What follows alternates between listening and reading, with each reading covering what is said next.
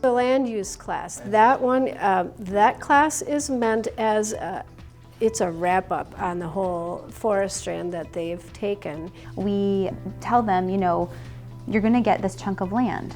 What are you going to do with it? Based off of what you've done in previous classes, you know, what are some things that, you know, we need to look for? How do we make decisions about land management?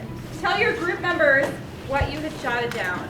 We take a group of students out, give them a site and say, what would you do with this land? How would you manage it? What kinds of things should you measure when you need to manage that? What kinds of things do you need to notice? And generally the plant and the animal habitats that are there, what can you do with that? We then have conservation, which allows the wise use of resources. So for example, conservation would include sustainable logging and hunting.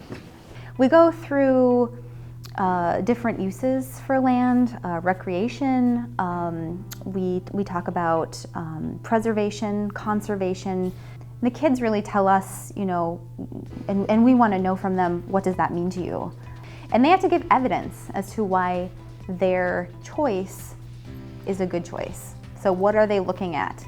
What evidence do they have? So they have to use the tools that we've given them in other classes to show us the evidence of why conservation or why putting a campground, you know, might be a good choice for that particular chunk of land. So. Going back to the why we chose development is because when we walked in there and coming out from where the other sites were, we did notice that it had a bunch of slashing, it was very open, and it looked like as soon as you walk in, if it was a bird's eye view, you could notice that it was thicker forest, and then it went into thinner forest, and then thicker forest.